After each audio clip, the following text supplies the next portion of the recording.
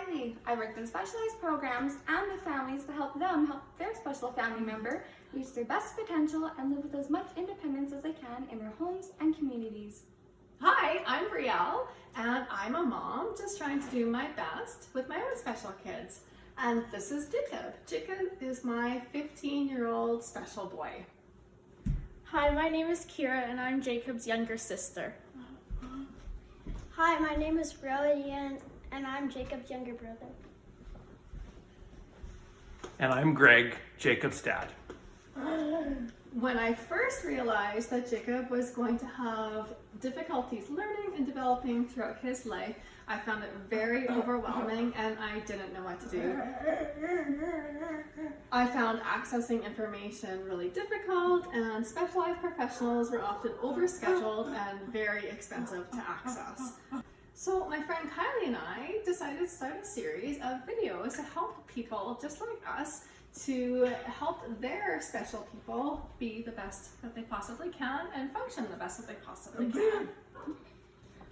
Our goal is to offer ideas, shed some light on what exceptional kids might need and why they may be feeling what they feel, and just to help encourage you. We are not professionals, we are simply here to share our ideas, thoughts, and what we've experienced. If you are in need of professional help or therapies, please speak to your family doctor. This is our very first video and we are really excited. In today's video, we'll be talking about the topic of sensory avoidance. Sensory avoidance is an aversion to anything that negatively triggers our senses. Our senses include our taste, touch, smell, sight, and sound. However, have you ever found that your kid won't wear a certain type of clothing or eat a certain type of food? Or that they'll cover the ears every time the vacuum comes on? Or that they won't play in the grass? Well, these are some examples of how your kid may be processing their environment in different ways than others. In this video, we'll be talking about sensory aversion, what you can do to help your kid begin to process those items in their surroundings, help limit their meltdowns and tantrums when new things are presented, and help them feel more comfortable about new things. Some kids are just fussy, and that is okay. Sometimes, however, kids develop something that's a little bit more extreme than just fussy, and some people have what's called a sensory processing disorder. If you feel that your child or your family member might be a little bit more than just fussy, then please speak to your doctor and they can help you. In this video, we're going to show you examples of how Jacob shows sensory avoidance. And we're going to share with you some tips and tricks that we have used throughout the years to help to get him to expand what he knows in his sensory horizons and how he's developed to overcome some of his sensory aversions. Please remember that sensory desensitization can take years to overcome. We work on these things often. You can introduce things in small bursts throughout your days and just a little bit at a time so that you and your child aren't overwhelmed. Consistency is important, but if you forget at times or you just can't make it work in the day, that is okay. Just do your best and just keep working on it and things will start to improve. Hi, Jacob. Here's some things you can touch. Nice, so some can stretch it. Want to try? No. Nothing here. I have this one. Stretchy.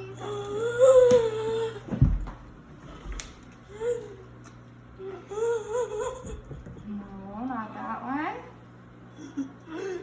We have Play-Doh.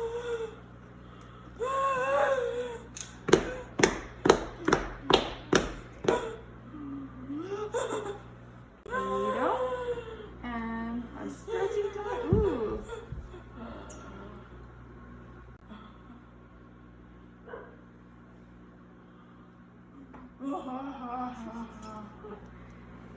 And switch. Ooh.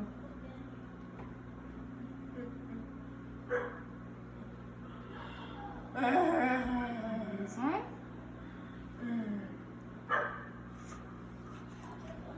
So, how did we get Jacob to touch these toys? Well, the first thing we did was slowly introduce them to him without expecting him to touch them. We wanted him to see them, be near them, and to process how he felt about them. As you can see, he was clearly not wanting to touch them, he was afraid of them, and he was sensory avoiding. Next, Kylie offered Jacob a choice between two items. Giving a choice is a very effective strategy that you can use in many different areas throughout your day in many different circumstances. And in this case, she purposely did not give him a choice between a preferred and a non-preferred item, but instead she gave him a choice between two non-preferred items in hopes that he would take one of the non-preferred items, which is exactly what he did. So she was calm and she was patient. She did not force the toy into his hand, but she just let him kind of absorb being around the toy to begin with. Without making it forceful, she also did not give her a negative reaction if he didn't touch it. She remained very neutral, and when he was willing to accept it, then she gave some positive praise. But when he wasn't willing to, she did not give a reaction, because sometimes that reaction, whether it's positive or negative, is just what the child is looking for, and we don't want them looking for a negative reaction. And just remember that this kind of work can take years to overcome for the child. Desensitizing does not happen overnight, and it can take a very long time.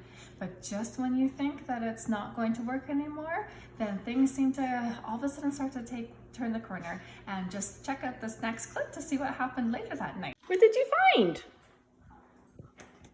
What is it? Is it Play-Doh? Let's look. I don't even know what you have.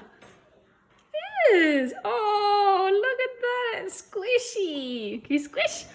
Squish, squish, squish. Squish. Yeah. Squish. Yeah, you can shake it and squish it. Good job. I wonder where the container is. We have lots of examples we could show with sensory avoiding with senses other than touch, but one more clip we'll include in this video is how some kids just don't like a certain type of clothing or fabric.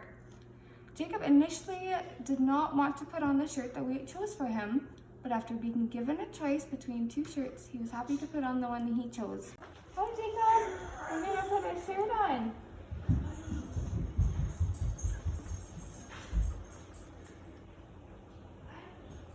Ready?